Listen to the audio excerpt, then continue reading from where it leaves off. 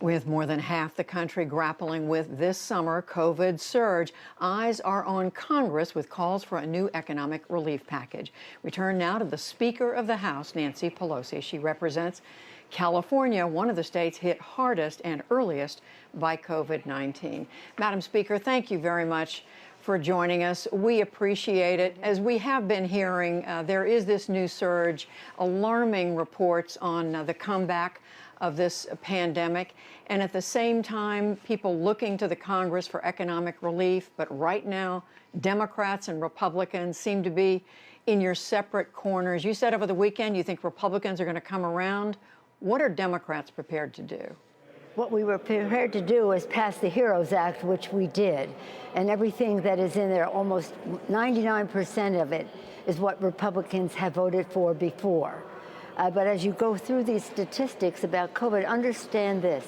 In the HEROES Act, we have an answer. We can open up our economy by testing, testing, testing. They're talking about masks. I agree. Washing your hands. I agree. Keeping your distance. I agree. But testing, tracing, treating, and distancing are the tools that we have at our disposal now. This administration has been a terrible failure. I don't like to dwell on them. I want to go forward. But for them to come out there and say their plan from the start has put us in a good place, over 125,000 people died from this because the president called it a hoax, delayed, denied, death pursued. We have in the bill the testing that is the answer. All of the scientists tell us, the academics tell us, you must test many more people every day. Test, trace, and then treat so that we can stop the deaths, which are disproportionately hurting our communities of color as well. So in that bill is an answer. It's a strategic plan, and they haven't thought strategically. Our first bill on March 4th on the COVID issue was for testing, testing, testing. A recent bill, the most recent bill that passed, was about helping small business and testing.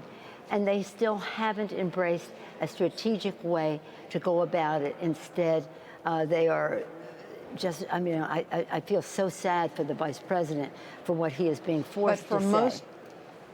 But for legislation to be passed, of course, Madam Speaker, both parties have to be on board. The Republicans have said, you said the Republicans need to give some. My question is, are the Democrats? We heard the Senate Majority Leader Mitch McConnell say today that this unemployment benefit, $600 a week above the normal unemployment benefit.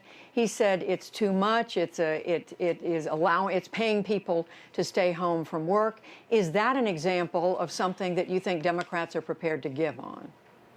Forgive me for not appreciating giving so much time to Mitch McConnell's objections to $600 to people who are out of work. We'll have that negotiation. But in this bill, in the first pillar of it is honor our heroes, state and local assistance to state and local government for their outlays on the coronavirus, as well as the revenue lost because of the coronavirus. All of that, if you look at speaker.gov/HEROES Act, speaker.gov/HEROES Act, and look any place in the country and see how those places are helped by the HEROES Act. And then remember this, that is only all of that money is 1/2 of what the Republicans had in their tax break of in 1217, which gave 83% of the benefits to the top 1%. So he's saying we need a pause in testing, we need a pause in helping state government, we need a pause in unemployment insurance, we need a pause in food, the food stamps. We need a pause in all this because he's worried about some poor person getting $600. That's a negotiation, but it's not a reason for him to make it as if we have no place to go. All of those other things the Republicans have voted for before. Shame on them. Shame on them for not helping state and local governments where Democrats and Republicans outside the Congress have come together to say, we need these resources, we have to balance our budget by June 30th. And shame on them for worrying about $600 when everybody's going to lose their unemployment insurance by the end of July if we don't act soon. Let me turn you, Madam Speaker, so much to ask you about, but a national security question, and that is this new evidence that looks very solid that the Russians paid the Taliban to kill U.S. troops in Afghanistan. The New York Times is now reporting President Trump was briefed on this back in February. The White House is saying he was not briefed. Who do you believe? Well, Mike, what I have said is if the president wasn't briefed, it was probably because they were afraid to tell him any bad news about Russia and his friend Putin, and that they might be afraid that he would call Putin and warn him of what we knew already.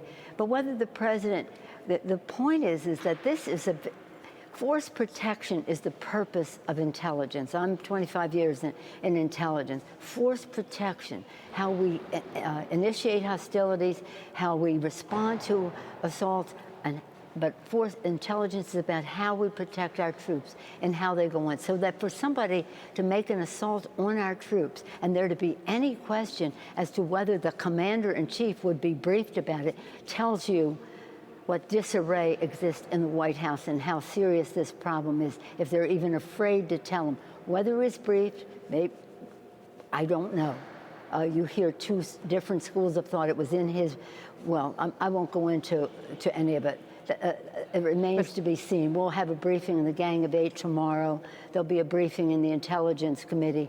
I've asked for a briefing for the entire Congress of the United States, and perhaps we'll learn more. But what we do know is if he were not briefed, he should have been, and if he were not, why wasn't he? Because all roads lead to Putin with him, and what does he have on the president that they would withhold that information from him? Someone you know very well, former Defense Secretary Leon Panetta, said today that for the sake of American lives lost because of this, someone has to be held accountable. Who do you think should be held accountable?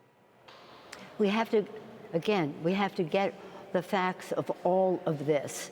But the fact is, the buck stops with the President of the United States.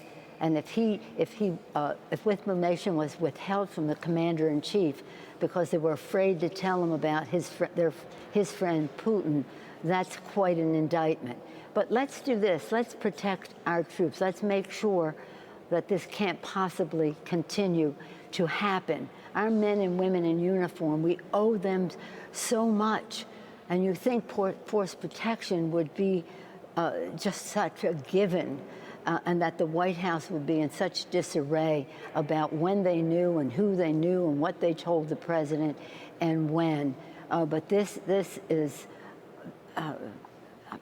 when we get more information, I'll be able to label it appropriately. But it should never, ever be the case that a president of the United States would have awareness of it, or his White House would have awareness of it and not act upon it. Another important issue to ask you about, Madam Speaker, and that's police reform. As you know, the House has passed legislation. The Democrats, the Senate Republicans tried and failed. Right now, the two sides seem very far apart. Are you and other Democrats going to reach out, given the urgency of this, to Republicans to try to find common ground? Well, that's up to the Senate Democrats. I think that, first of all, when you're in a negotiation and the other side wants nothing, it's hard to negotiate, right? What leverage do you have? They won't yield on anything because exactly what their bill is was nothing. It made no difference. They have language, which is like ours, but they have no deeds. And so it won't make a difference. So it's up to them to negotiate with the Senate Democrats so they can have something that they could pass in the Senate. They don't have anything that could pass in the Senate, much less pass in the House. So that's up to them to do their negotiation there, and then we can find our common ground. But we cannot, I mean, the message that would go out from to the country, if the Senate Republicans said, this is all you're going to get, rhetoric and no results. And in your view, is there going to be, is something going to happen on that? Because the American people look at the protests that happened around this country just days ago. So far, Congress has done nothing. Well, Congress has done something.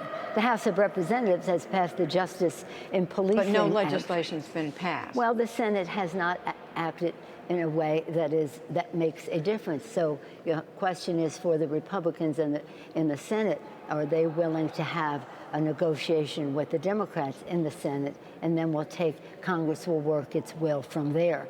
But we're not going to negotiate as to how many chokeholds would be a compromise between the House and the Senate. No, that's not going to happen. You know, we ban chokeholds, they don't. Are we supposed to negotiate what common ground we might find? No, no chokeholds. That's our position. But there doesn't mean there couldn't be some other areas where we might have some negotiation, but that's up to the.